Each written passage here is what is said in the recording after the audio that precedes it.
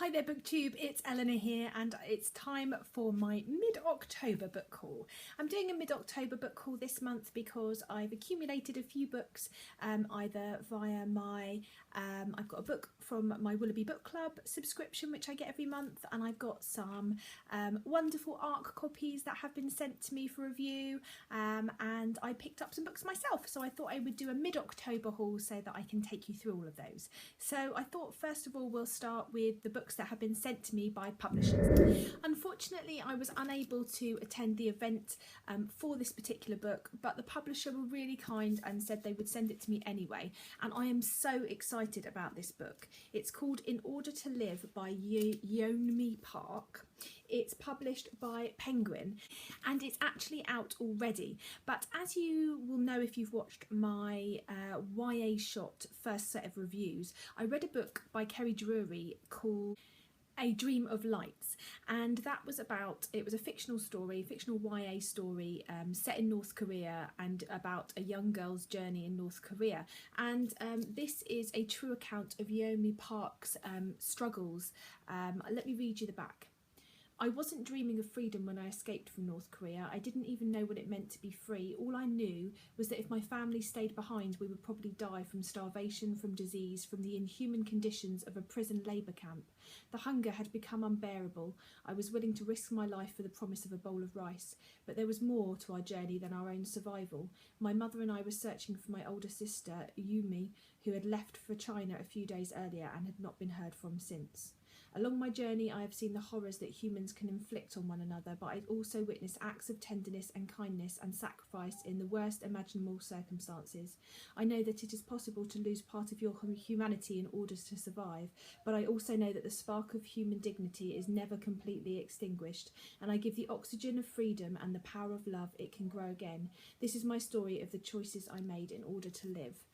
And I'm really excited to read this, so thank you so much to Penguin for sending it to me. And I was really lucky because there was a little surprise book in the package that contained that, which is Girl Boss by Sophia Amoruso, and I've seen this on BookTube but I've never picked it up myself, but I'm really interested to read this. I'm really excited that they sent it to me. She was a high school dropout and she is now, well, she was the founder and executive chairman of Nasty Girl, one of the fastest growing retailers in the world, and this is sort of, I think, a memoir but also sort of tips and just sort of her giving you some ideas on how to, you know, be the girl boss. So yeah, I'll be interested to pick this up and have a look through it too. So thank you very much for Penguin for those two books. I can't wait to get stuck in. And then the final book I was sent by a publisher was Did I Mention I Need You? This was sent to me by the wonderful Black and White Publishing.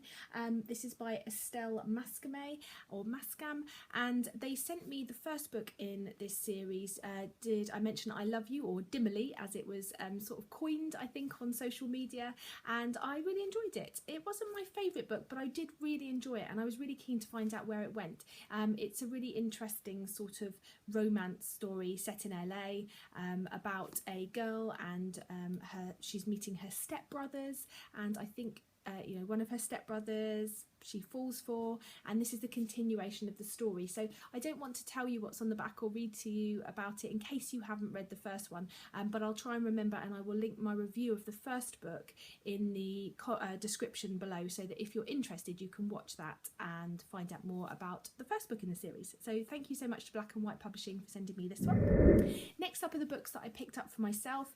There's just 3 of those at the moment. The first one is Serpentine by Cindy Pon. This was one that I saw on somebody else's channel and I just thought sounded great. It's a coming of age story set in China. It's got a lot of Chinese mythology and I think it's sort of a fantastical fantasy book, and yeah, I'm just really intrigued by this one and I can't wait to pick it up. Next I picked up a book that I just keep hearing wonderful things about, and so I couldn't not buy for myself, and that is Unbecoming by Jenny Downham.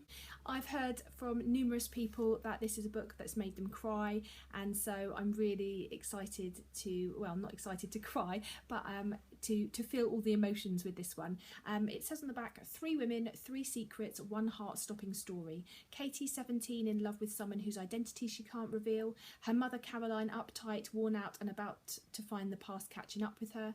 Katie's grandmother, Mary, back with the family after years of mysterious absence and capable of anything despite suffering from Alzheimer's.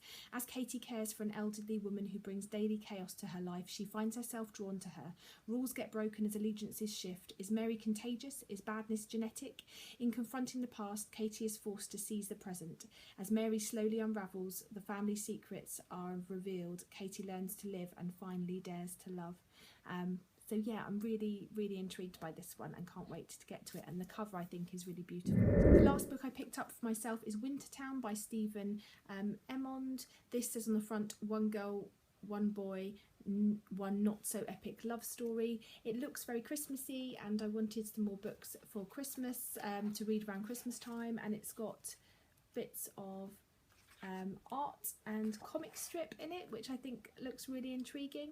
From what I can gather, this is the story of 2 really close friends, a boy and a girl. The boy is very straight-laced. He's headed off to Harvard or an Ivy League school, and his best friend Lucy, who has moved away but comes back every year to visit. This year when she comes back, she is totally different. She has got a black hair, no stud and a scowl, and Evan decides to unpick what is going on there, and I'm definitely going to put this, I think, on my December TBR for one of my Christmassy reads. And then for the final book, and that is my book from Willoughby Book Club, so I'm going to unwrap this and see what they've sent me. This month's book is called Throne of the Crescent Moon by Saladin Ahmed. I haven't actually heard of this one, so I'm really intrigued. So apparently this is the winner of the Locus Award for Best First Fiction. It's been blurbed by Patrick Rothfuss. I love picking up a fantasy novel and reading something I haven't been exposed to before, so that's great praise. It says, the Crescent Moon Kingdoms is at a boiling point. A struggle between the iron-fisted Caliph and the mysterious Falcon Prince is reaching its climax. In the midst of this brewing rebellion, a series of brutal supernatural murders strikes at the heart of the kingdoms. Dr. Adula Maxlude, 70 and more years old, has grown weary of hunting monsters and saving lives. But when an old flame's family is murdered, Adula is drawn back to the hunter's path. Rayseed Bass, Rayseed, a high-bound holy warrior, is eager to deliver God's justice. Zamia Badawi has been gifted with the near-mythical power of the lion shape, but lives only to avenge her father's death, until she meets Rayseed.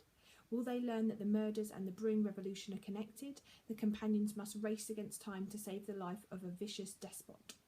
In so doing, they discover a plot for the Throne of the Crescent Moons that threatens to turn the city and world itself into a blood-soaked ruin.